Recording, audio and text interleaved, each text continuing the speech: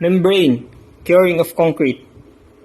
In some places where there is an acute shortage of water, water curing may not be possible for reasons of economy.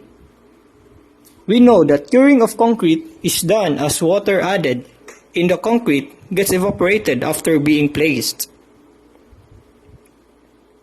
If water curing is not possible, covering with a membrane will effectively seal off the evaporation of water from concrete. However, a small amount of water is sprayed before covering with the membrane. There are a large number of sealing compounds developed in recent years. Some of the common materials used are bituminous compounds, polyethylene or polyester, filmed waterproof paper, rubber compounds, etc. Initially, the bituminous compound was being used for this purpose. As bituminous compound is black in color, it absorbs heat from the concrete when covered to the top of surface of the concrete. This results in the increase of temperature in the body of concrete, which is undesirable. Thus, other modified materials which are not black in color came in use. However, bituminous compound coated with lime is being used as a lime wash prevents heat absorption. To obtain best result, a small amount of water is sprayed before covering with the membrane. Normally, 2 or 3 coats are required for effective sealing of surface to prevent the evaporation of water. The reason for large use of membrane curing is due to increase in volume of construction, shortage of water need for conservation of water, increase in cost of labor, and availability of effective curing compounds.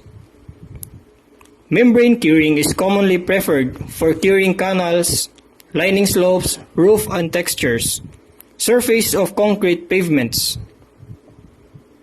In case of waterproofing, paper or polyethylene film are used as the membrane. Sufficient care must be taken to see there is no puncture it. Membrane curing.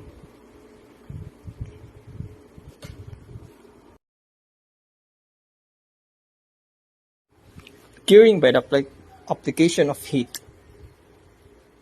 We all know that the development of strength of concrete is not only depends on the time but also the temperature of the surroundings. Thus, when the concrete is subjected to a higher temperature, it accelerates the hydration process, resulting in faster retaining of strength.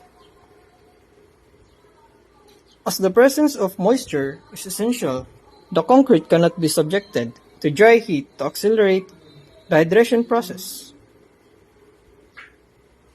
Therefore, subjecting the concrete to the higher temperature and meanwhile maintaining the required wetness can be achieved by any process of steam curing, infrared curing, or electrical curing, as this method of curing makes the concrete to attain strength faster.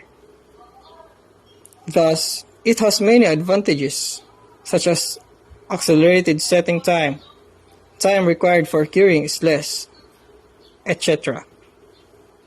But this method is most commonly adopted in the curing of prefabricated elements. The different methods of curing by application of heat are steam curing at ordinary pressure, steam curing at high pressure, curing by infrared radiation, or electrical curing. We will discuss each method in detail in future videos. Steam curing at ordinary pressure. Steam curing at ordinary pressure is generally adopted for prefabricated concrete elements. The application of steam curing in construction site will be a little difficult task. However, steam curing at site is done by forming a steam jacket with the help of tarpaulin or thick polyethylene sheets. but it is found to be insufficient in sight.